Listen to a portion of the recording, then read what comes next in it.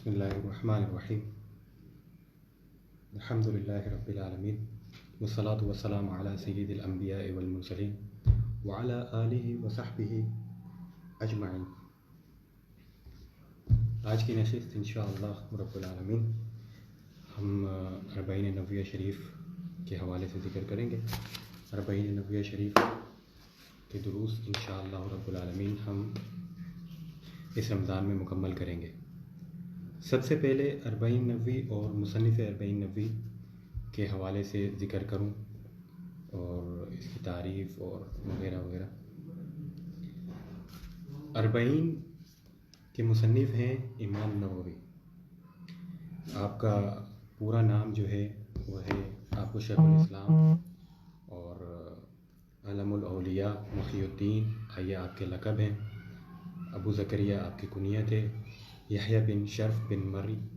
آپ کا نام ہے، اور فقہ شافعی سے آپ کا تعلق ہے، اور آپ فقیہ شافعی ہیں اور فقیہ عصر ہیں اپنے وقت کے۔ آپ کی پیدائش نوا شہر میں ہوئی، دمشق کے، تو وہیں آپ کا سارے معاملات ہوئے، پڑھائی، سارے معاملات درس و تدریس کے۔ جس مدرسے سے آپ نے پڑھا وہیں آپ نے تدریس بھی شروع کی، اور اپنے والد صاحب کے ساتھ صرف ایک بار حج کے لیے وہاں سے نکلے، اور دوسری بار فلسطین کی زیارت کے لیے آپ نکلے، اور وہاں سے واپسی پر آپ کا اپنے شہر پہنچنے کے کچھ دنوں بعد ہی آپ کا انتقال ہو گیا۔ آپ کی پیدائش 631 ہجری میں ہوئی اور آپ کی وفات 676 ہجری میں ہوئی۔ آپ کی تصانیف مشہور ہیں اور اس میں کوئی شک نہیں، جو تعلق رکھتا ہے علم دین سے اور فقہ سے زیادہ تر، اور حدیث شریف سے زیادہ تعلق رکھتا ہے، تو اس پر یہ بات واضح ہے کہ امام نووی رحمہ اللہ تعالیٰ کا مقام، مرتبہ علم حدیث میں کیا ہے۔ آپ کی سب سے مشہور و معروف شرح علم حدیث میں وہ ہے شرح صحیح مسلم۔ شرح صحیح مسلم کو ایسی قبولیت اللہ رب العالمین نے دی، ایسی علماء اور فقہاء کے درمیان ایسی مقبولیت اللہ رب العالمین نے دی۔ آپ سے پہلے شرح صحیح مسلم کی کسی نے شرح نہیں کی تھی۔ آپ نے تقریباً 18 جلدوں پر اس کی شرح کی، اس میں سے پہلی جلد میرے پاس ہے، اور آپ نے فقہ شافعی کے مطابق اس کی شرح بھی کی اور حدیث کے احکام وغیرہ ذکر کیے، حدیث کی صحت اور روات کے احوال بھی ذکر کیے، تراجم و طبقات بھی ذکر کیے، اور یہ اپنی نوعیت کی ایک مختلف شرح ہے، اور اس کا مقام شروحات صحیح مسلم میں بہت بلند و بالا ہے۔ اس کے بعد جتنے علماء نے اس کی شرح کی صحیح مسلم شریف کی، لازماً انہوں نے آپ کی اس شرح کا حوالہ دیا اور آپ کی کلام کو اپنی شروحات میں ذکر کیا۔ دوسری آپ کی جو مشہور و معروف ہے، کتب آپ کی تقریباً ساری مشہور و معروف ہیں، اور اس میں کوئی شک نہیں کہ آپ کا جو علم ہے وہ کس درجے کا ہے، اور علماء کے درمیان آپ کی کیا حیثیت ہے، فقہاء شوافع اور فقہاء احناف کے درمیان آپ کی کیا حیثیت ہے۔ حالانکہ آپ شافعی تھے، اور لیکن اس کے باوجود آپ میں تعصب پسندی بالکل نہ تھی، اور شوافع میں ضروری نہیں ہے کہ تعصب پسندی بھی ہو، لیکن ایک وقت ایسا گزرا کہ فقہاء کے درمیان تعصب پسندی ہوئی اور آئی، اور انہوں نے تعصب پسندی سے کام لیا۔ لیکن امام یحییٰ بن شرف النووی رحمہ اللہ تعالیٰ کے درمیان کے اندر بالکل بھی تعصب پسندی نہیں تھی۔ آپ بہت سے مقامات ایسے ہیں، آپ کی شروحات اٹھا کے دیکھ لی جائیں، آپ کی کتب اٹھا کے دیکھ لی جائیں، فقہ شافعی میں جو آپ نے کتب تحریر فرمائی ہے انہیں اٹھا کے دیکھ لیا جائے، تو بہت سے مقامات ایسے مل جائیں گے کہ جہاں پر آپ نے دیکھا کہ شوافے کی دلیل اس مسئلے میں کمزور ہے تو آپ نے فقہائے احناف کی طرف رجوع کیا اور اس کے مذہب آپ نے اس کے مطابق آپ نے فتویٰ دیا۔ یہ تھی مختصر احوال امام نووی رحمہ اللہ تعالیٰ کے۔ آپ باکرامت بزرگ تھے اور یہ تھے۔ دوسری آپ کی جو کتاب ہے، آپ کی تقریباً 20 سے 25 کتب ہیں علم حدیث اور دیگر میں، لیکن جو سب سے زیادہ مشہور آپ کی جو ہوئیں وہ ہوئیں حدیث کے اندر، وہ ہیں شرح صحیح مسلم اور الاذکار، اربعین نوویہ، ریاض الصالحین۔ یہ چند کتب آپ کی علم حدیث میں مشہور ہیں۔ دیگر آپ کی فقہ شافعی میں جو المنہاج، شرح المنہاج، اس قسم کی بہت ساری کتب ہیں، اور تقریباً 20 سے 25 آپ کی یہ کتب بنتی ہیں جنہیں آپ نے تحریر فرمایا، اس میں مشہور ہیں۔ اب بات کرتے ہیں اربعین نووی شریف کی۔ اربعین کہتے ہیں، اربعین کا مطلب ہے 40، الاربعون 40۔ اربعون کو اربعون اس لیے کہتے ہیں کہ اس میں 40 احادیث کا ذکر کیا جاتا ہے۔ 40 احادیث مصنف لے کر آتا ہے، ایک ہی موضوع پر، مختلف موضوعات پر 40 احادیثوں کو جمع کرتا ہے۔ تو اس کی شروعات کیسے ہوئی اور اس کو کیوں جمع کیا گیا، کیوں لایا گیا، اس کی ابتدا اور اس میں راز کیا ہے اربعین نویسی میں؟ تو علامہ نووی رحمہ اللہ تعالیٰ خود اپنے اس مقدمہ میں ذکر فرماتے ہیں کہ نبی علیہ الصلاۃ والسلام نے فرمایا، یہ حدیث جناب علی ابن ابی طالب، جناب عبداللہ ابن مسعود، جناب معاذ بن جبل، جناب ابو الدرداء، جناب ابن عمر، جناب ابن عباس، جناب انس بن مالک اور جناب ابو ہریرہ اور جناب ابو سعید الخدری رضی اللہ عنہم اجمعین سے یہ حدیث مروی ہے۔ اگرچہ اس کی صحت میں اختلاف ہے، لیکن علماء کے عمل اس پہ جاری و ساری ہے۔ حدیث یہ ہے کہ نبی علیہ الصلاۃ والسلام نے فرمایا، من حفظ علی امتی 40 حدیثا من امر دینہا بعثہ اللہ یوم القیامۃ فی زمرۃ الفقہاء والعلماء۔ نبی علیہ الصلاۃ والسلام نے فرمایا کہ جو میری امت میں کسی دینی امر پر 40 احادیث جمع کرے گا، حفاظت کرے گا ان کی، یعنی جمع کرے گا، کتابی صورت دے گا یا حفظ کرے گا، یہ ساری چیزیں مراد لی جا سکتی ہیں، اللہ رب العالمین اسے قیامت والے دن فقہاء کے زمرے میں اٹھائے گا اور علماء کے زمرے میں اٹھائے گا۔ ایک روایت یہ بھی ہے کہ نبی علیہ الصلاۃ والسلام نے فرمایا، وَكُنْتُ لَهُ يَوْمَ الْقِيَامَةِ شَافِيًا وَشَهِيدًا، میں جس نے 40 احادیثوں کو جمع کیا، حفظ کیا، میں قیامت والے دن اس کا شافع ہوں گا، میں اس کی شفاعت فرماؤں گا اور میں اس کی گواہی دوں گا۔ یعنی وہ زمرہ فقہاء اور علماء میں تو اٹھے گا، ساتھ ہی میں اس کی شفاعت بھی کروں گا اور ساتھ ہی میں اس کے لیے گواہ اور شاہد بھی بنوں گا۔ جناب عبداللہ ابن مسعود رضی اللہ عنہ سے مروی ہے، آپ فرماتے ہیں، قیل لہ ادخل من ای ابواب الجنت شئت، یعنی قیامت والے دن اس سے کہا جائے گا کہ کسی بھی دروازے سے، جس دروازے سے تو چاہے جنت کے، تو اس دروازے سے داخل ہو جائے۔ جو شخص نبی علیہ الصلاۃ والسلام کی احادیث میں سے جو دینی امور سے تعلق رکھتی ہو وہ جمع کرے، 40 احادیث حفظ کرے، جمع کرے، اللہ رب العالمین قیامت والے دن اسے زمرہ فقہاء اور علماء سے اٹھائے گا، ساتھ ہی نبی علیہ الصلاۃ والسلام قیامت والے دن اس کے شافعی ہوں گے، اس کے شاہد ہوں گے، اور اس کے لیے کہا جائے گا اسے کہ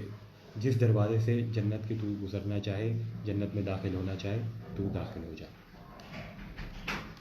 اس قسم کی اور اس کے فضائل پر احادیث اور روایات کئی ایک ہیں، مشہور ہیں، اور جنہیں سب ذکر کرنا ممکن نہیں ہے۔ ساتھ ہی نبی علیہ الصلاۃ والسلام نے فرمایا کہ جو موجود ہیں اس وقت، لِيُبَلِّغَ الشَّاهِدُ مِنْكُمُ الْغَائِبَ، تو جو اس ٹائم موجود ہیں وہ اپنے جو موجود نہیں ہیں ان تک میری بات کو پہنچا دیں۔ امام نووی رحمہ اللہ تعالیٰ فرماتے ہیں اگرچہ میں نے حدیث پہ عمل کیا وہ ضعیف حدیث پر، لیکن نبی علیہ الصلوۃ والسلام کا ایک یہ فرمان بھی تو ہے کہ جو موجود ہیں وہ جو موجود نہیں ہیں ان تک میری بات پہنچائیں۔ تو یہ ایک طریقہ ہے 40 احادیث کو جمع کرنے کا، جو جن تک صحیح بخاری، صحیح مسلم، سنن ابی داؤد، سنن ابن ماجہ، جامع ترمذی وغیرہ، سنن الکبریٰ، معجم الکبیر وغیرہ وغیرہ جو احادیث ہیں، متداول کتب ہیں، ان تک یہ احادیث نہیں پہنچ سکتی۔ تو ایک مختصر سا رسالہ، چھوٹا سا، تقریباً 20-22 یا 32 صفحات کا رسالہ ہو، جس میں میں احادیثوں کو جمع کروں اور ان کو دیگر تک پہنچاؤں۔ تو یہ طریقہ کار تھا آپ کا کہ جو موجود ہے، یعنی امام نووی رحمہ اللہ تعالیٰ نے یہ 40 احادیثیں پائیں، آپ اس وقت موجود، آپ نے دوسروں تک پہنچائیں جو اس وقت موجود نہیں تھے، یعنی آپ کے بعد کے مسلمان، بعد کے مسلمین۔ سب سے پہلی حدیث کی طرف آتے ہیں۔ امام نووی رحمہ اللہ تعالیٰ نے سب سے پہلی حدیث ذکر کی، اور اس کا ابواب بندی میں جو آپ نے نام ذکر کیا، عنوان ذکر کیا، وہ ہے انما الاعمال بالنیات، اعمال کا دار و مدار نیت سے ہے۔ تو سب سے پہلی حدیث ذکر کرتے ہیں، اور اس کے راوی جناب امیر المومنین ابو حفص عمر بن الخطاب رضی اللہ عنہ ہیں، دوسرے خلیفہ مسلمانوں کے وہ ہیں۔ آپ فرماتے ہیں نبی علیہ الصلوۃ والسلام سے میں نے سنا، آپ علیہ الصلوۃ والسلام نے فرمایا انما الاعمال بالنیات وانما لکل امرئ ما نوى فمن كان هجرته الى الله ورسوله فهجرته الى الله ورسوله ومن كانت هجرته لدنيا يصيبها او امرأة ينكحها فهجرته الى ما هاجر اليه۔ اس حدیث کو شیخین نے، بلکہ تمام ہی سیاستہ کے مصنفین نے ذکر فرمایا۔ اس کے معنی ہوں گے کہ سیدنا عمر رضی اللہ عنہ سے مروی ہے، آپ فرماتے ہیں کہ میں نے نبی علیہ الصلوۃ والسلام کو فرماتے ہوئے سنا، اعمال کا دار و مدار نیت پر ہے، انما اعمال بالنیات وانما لکل امرئ ما نوى، اور ہر شخص کے لیے وہی ہے جس کی اس نے نیت کی، جس کا اس نے ارادہ کیا۔ فمن كانت هجرته الى الله ورسوله فهجرته الى الله ورسوله، تو جس نے دوران ہجرت مکہ مکرمہ سے مدینہ منورہ، تفصیل میں ذکر کرتا ہوں آگے، تو جس نے دوران ہجرت نیت کی نبی علیہ الصلوۃ والسلام اور اللہ رب العالمین کی رضا کی خاطر، تو اس کی نیت اسے مل گئی، جو اس نے نیت کی وہ اس تک پہنچ گیا، یعنی اللہ رب العالمین کی رضا اسے مل گئی، نبی علیہ الصلوۃ والسلام کی رضا اسے مل گئی۔ ومن كانت ہجرته لدنیا یصیبها، تو جس نے دنیاوی غرض کے لیے ہجرت کی، کسی دنیاوی سوچ، دنیاوی غرض کے لیے ہجرت کی، تو اس سے وہ بھی مل جائے گی۔ او امرأۃ ینکحها، یا کسی عورت کے لیے اس نے ہجرت کی، کسی کی محبت میں ہجرت کی اور اس سے نکاح کرنا چاہا، فہجرته الی ما ہاجر الیہ، تو جس نے جس چیز کے خاطر ہجرت کی، جس چیز کی نیت رکھتے ہوئے دل میں اس نے ہجرت کی، وہ اسے مل جائے گا۔ اب اس کی آتے ہیں تفصیل پر، تو نبی علیہ الصلوۃ والسلام نے سب سے پہلے فرمایا انما الاعمال بالنیات، اعمال کا دار و مدار نیت پر ہے۔ تو یہ جو کلمہ انما ہے، انما، لفظ انما، تو یہ حصر کے لیے آتا ہے، خاص کے لیے آتا ہے، حصر کے لیے، یہ حصر پیدا کرتا ہے اپنے بعد والے جملے میں، یعنی اعمال کا دار و مدار صرف نیات پر ہے، اور اعمال کا دار و مدار صرف نیات پر ہے۔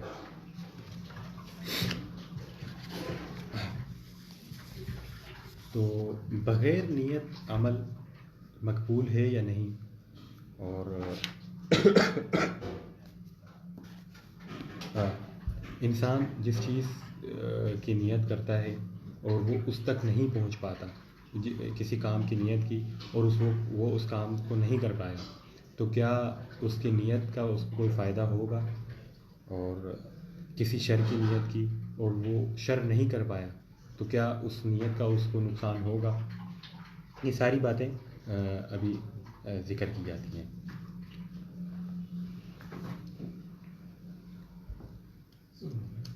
سب سے پہلے میں اس حدیث کی اہمیت کے بارے میں ذکر کر دوں کہ اس حدیث کی دین میں کیا اہمیت ہے۔ تو علماء نے فرمایا، جس میں امام شافعی ہیں، امام احمد بن حنبل ہیں، امام ثوری ہیں، امام اوزاعی ہیں، دیگر کئی ایک ائمہ ہیں جنہوں نے فرمایا کہ اس حدیث کا تعلق دین کی ثلث دین سے ہے، ثلث دین سے، یعنی تہائی دین اس حدیث کے اندر چھپا ہوا ہے۔ تو اس کی وجہ یہ ہے کہ انسان جو عمل کرتا ہے، انسان کے جو تعلقات ہیں، رواتب کسب ہیں، ان کا تعلق 3 چیزوں سے ہے۔ ایک دل کی کیفیت، دوسرا جوارح۔ تو جو دل کی کیفیت ہے یہ ثلث حصہ ہے، ایک قول ہے، ایک فعل ہے اور ایک سوچ ہے۔ تو جو سوچ ہے یہ ثلث دین ہے، ثلث اعمال ہے، ثلث کسب اعمال ہے انسان کا۔ امام ابو داؤد رحمہ اللہ تعالیٰ فرماتے ہیں کہ یہ نصف اسلام ہے، یعنی اسلام کے جو احکامات ہیں انسان کے لیے یہ اس کا نصف ہے۔ وہ اس طرح کہ جو عمل ہے، یعنی انسان کا تعلق 2 چیزوں سے ہے، ایک ظاہر سے اور ایک باطن سے۔ تو نیت یہ مخفی شے کا نام ہے، نیت کا تعلق اخفاء سے ہے، مخفی ہے، اور عمل کا تعلق ظاہر سے ہے۔ تو انسان کا تعلق 2 چیزوں سے بنتا ہے، ظاہر اور باطن سے۔ تو جو باطن ہے وہ نیت ہوئی اور جو ظاہر ہوا وہ عمل ہوا۔ تو یوں یہ نصف دین ہے انسان کے لیے۔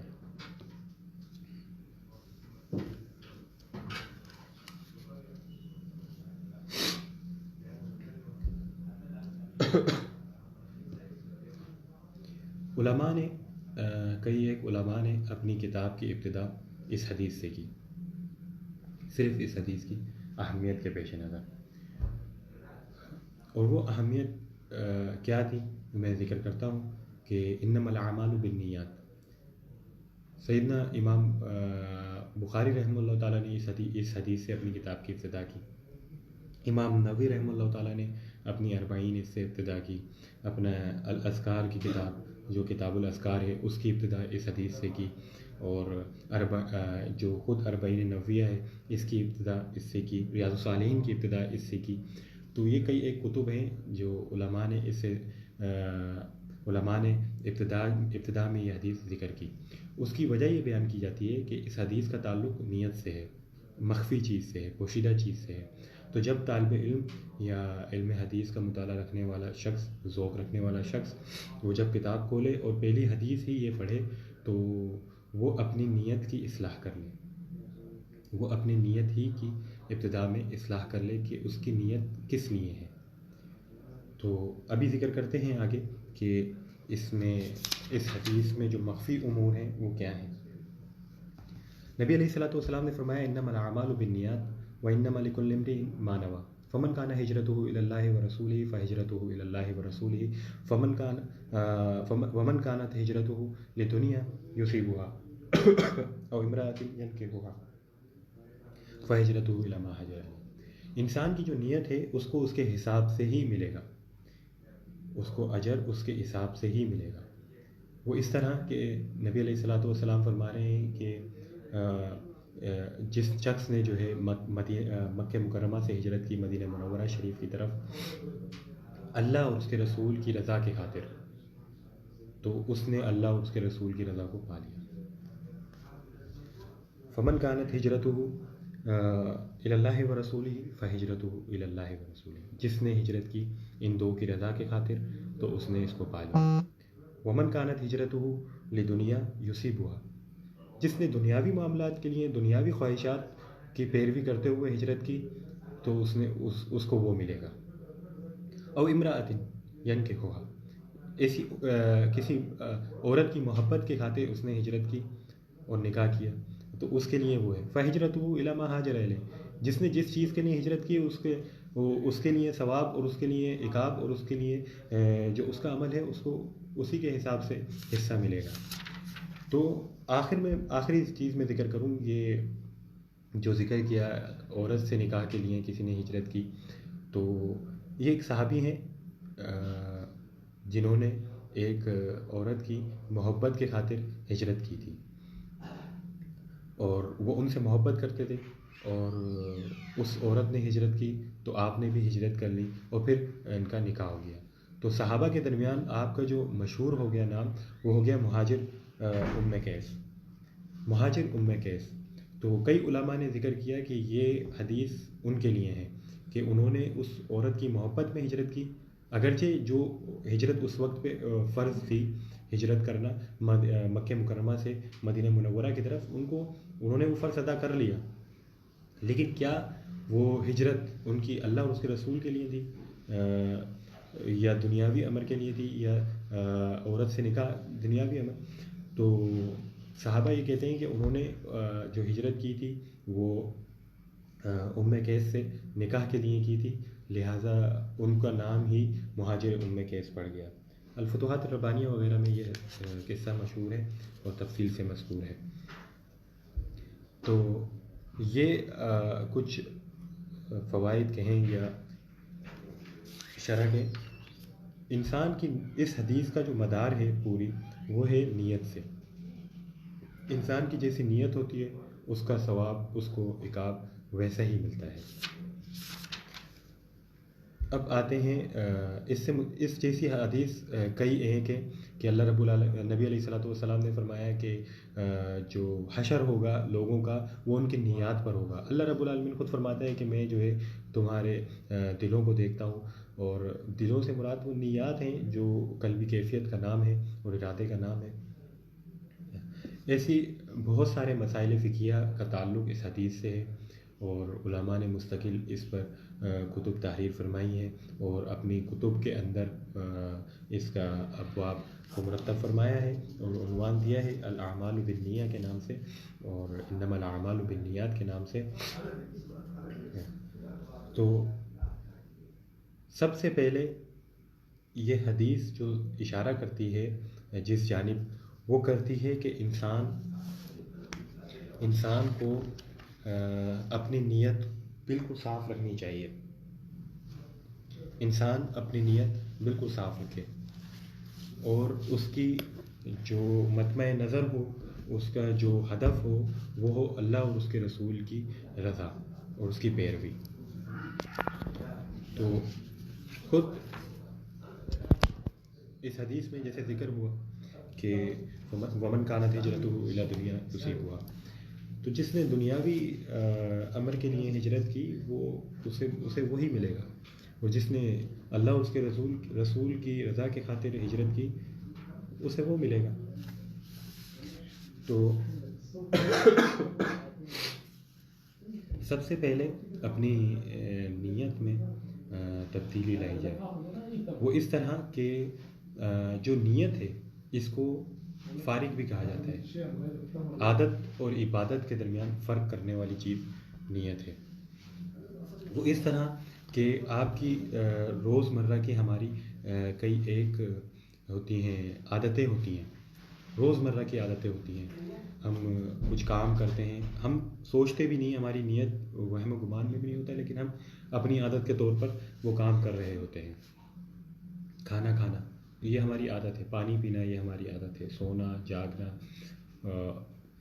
دیگر امور کئی ایک امور یہ ہماری عادات میں شامل ہیں، تو ان کے علاوہ چارہ بھی نہیں۔ تو یہ عادتیں ہیں اور دوسری عبادتیں ہیں۔ تو عادت اور عبادت کے درمیان فرق کرنے والی چیز یہ نیت ہے۔ اس کا طریقہ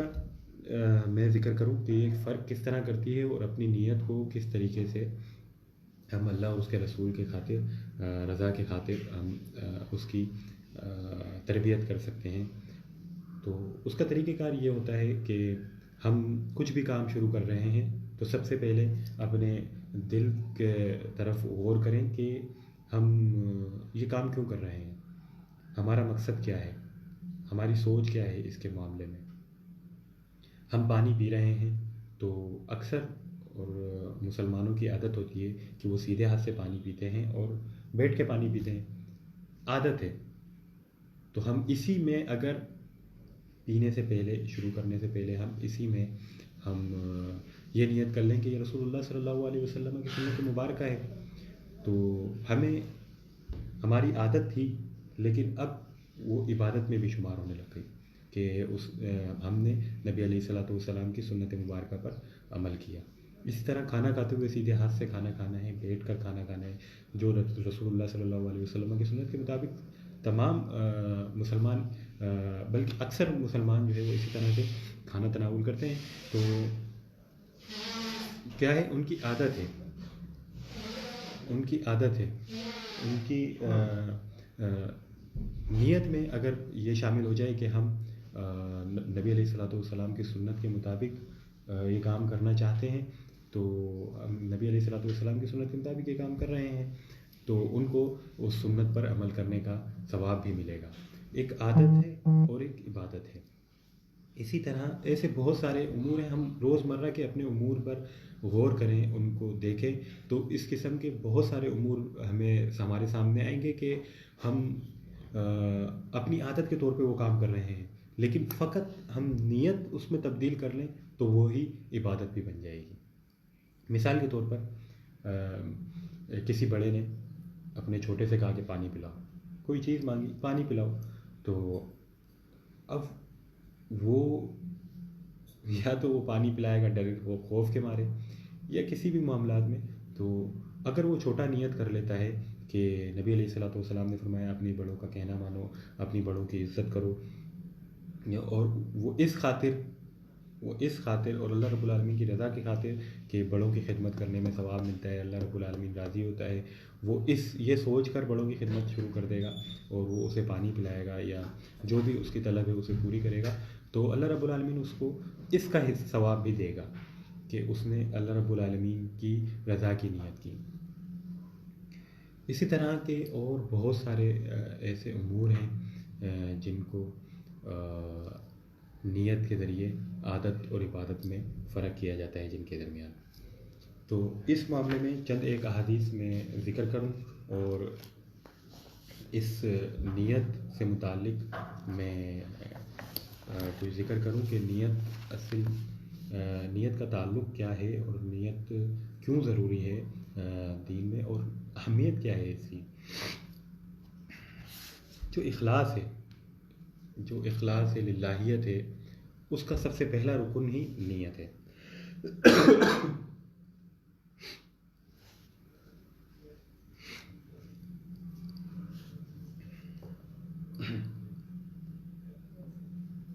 حدیث شریف میں آیا کہ آدمی کی اقسام 4 قسم کی ہیں، جو انسان ہے اس کی اقسام 4 قسم کی ہیں۔ پہلی یہ کہ ایک شخص کے پاس علم بھی ہے، مال و دولت بھی ہے، اب وہ اپنے علم کے مطابق مال و دولت کو خرچ کرتا ہے، مال بھی ہے، علم بھی ہے، اور اس علم کے مطابق مال کو خرچ کرتا ہے۔ تو دوسرا شخص ہے، وہ اسے دیکھتا ہے، کہتا ہے یا رب کاش تو مجھے ایسا علم دے، کاش تو مجھے ایسا مال دے، میں بھی اس کو اسی طریقے سے خرچ کروں۔ حدیث میں آیا کہ ان دونوں کا درجہ برابر کا ہے، ان دونوں کو ثواب برابر کا ملے گا۔ ایک طرف وہ مال خرچ کر رہا ہے، دوسری طرف وہ فقط نیت کر رہا ہے، وہ کہہ رہا ہے یا رب مجھے اس کے برابر کا مال اور علم دے، میں اسی طریقے سے تیرے دین میں خرچ کروں اور تیرے دین کے مطابق خرچ کروں، اپنے علم کے مطابق خرچ کروں۔ تو حدیث میں آیا کہ ان دونوں کا درجہ برابر ہے۔ تیسرا وہ شخص ہے جس کے پاس مال ہے، علم نہیں ہے، اور وہ اپنے مال کو فضول خرچ کرتا ہے اور بے جا اڑاتا ہے، بے جا خرچ کرتا ہے۔ تو چوتھا شخص یہ ہے کہ جو اسے دیکھتا ہے اور وہ کہتا ہے یا رب مجھے بھی اتنا مال دے، میں بھی اسی طریقے سے خرچ کروں۔ تو حدیث میں آئے یہ جو آخر والے دو ہیں، تیسرا اور چوتھا، ان کا درجہ بھی برابر ہے، اور ان کا جو عقاب ہے اور عذاب ہے ان کو بھی برابر کا ملے گا۔ دیکھیں کہ پہلے والے دو جو تھے اس میں فرمایا جا رہا تھا کہ یہ دونوں کا درجہ برابر ہے. ایک نے خرچ کیا، دوسرے نے فقط یہ سوچا، نیت کی کہ یار اب میرے پاس اتنا مال آئے تو مجھے اتنا مال دے تو میں اسے خرچ کروں، ایسے ہی خرچ کروں. تو نبی علیہ الصلوۃ والسلام نے فرمایا یہ دونوں برابر میں درجے میں برابر ہیں. اور دوسرے جو دوسرا طبقہ ہے اور تیسرا اور چوتھا شخص ہے، اس نے چوتھے شخص نے خرچ نہیں کیا، اس نے صرف یہ سوچا کہ یار اب مجھے اتنا مال دے، میں بھی اسی طریقے سے جو ہے وہ لٹاؤں دنیاوی سامان پر، عیش و عیاشی پر، اور بے جا فضول خرچی کروں. تو نبی علیہ الصلوۃ والسلام نے فرمایا اس کو بھی اتنا ہی گناہ ملے گا جتنا برابر اس سے پہلے والے کو، یعنی یہ اپنے درجے میں برابر ہیں.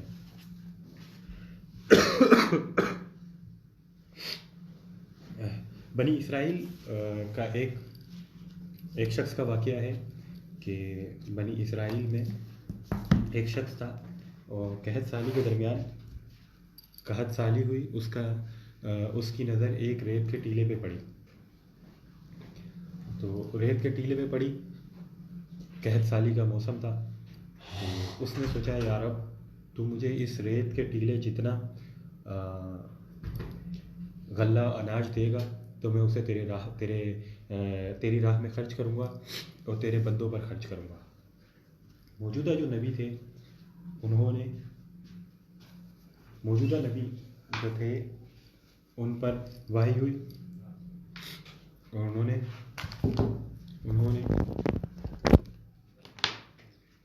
ان پر وحی ہوئی اور ان کو فرمایا گیا اللہ رب العالمین کی جانب سے کہ اس شخص کو کہو کہ تیرا جو ریت جتنا تو نے اس ٹیلے جتنا صدقہ کا ارادہ کیا تھا اللہ رب العالمین نے اسے قبول فرما لیا. تو وہ شخص کہہ رہا ہے میں نے تو اسے خرچ بھی نہیں کیا. تو اللہ رب العالمین کی کے ہاں اس کی بارگاہ میں نیتیں دیکھی جاتی ہیں اور نیتوں کے حساب سے اس کو ثواب دیا جاتا ہے. ایسے ہی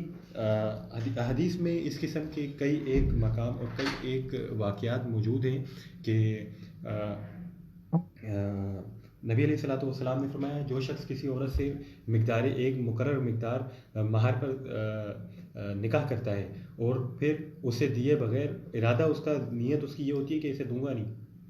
مہر کا نکاح کیا، مہر کا ارادہ نہیں کیا کہ میں اسے مہر نہیں دوں گا، فقط ایک خط و کتابت میں ذکر کرنے کے لیے اس نے مہر کا ذکر کیا اور ارادہ اس نے یہ کیا کہ میں اس عورت کو مہر نہیں دوں گا اور وہ مر گیا. تو نبی علیہ الصلوۃ والسلام نے فرمایا اس نے زنا کیا، اس کی وہ جو نیت تھی مہر نہ دینے کی یہ اس نے زنا کیا. اور اسی طریقے سے ایک شخص نے دوسرے سے قرض لیا یا کوئی چیز خریدی اور کہا کہ پیسے میں بعد میں دوں گا، قرض لیا اور کہا کہ میں بعد میں دوں گا، اور اس کے دل میں اس کی نیت میں یہ موجود ہے کہ میں نہیں دوں گا اور وہ مر گیا. تو نبی علیہ الصلوۃ والسلام نے فرمایا وہ خائن مرا، اور اس نے جو وہ حرکت کی وہ چوری کی اور وہ خائن مرا، اور اس کی جو خیانت ہے اس کو عذاب دیا جائے گا.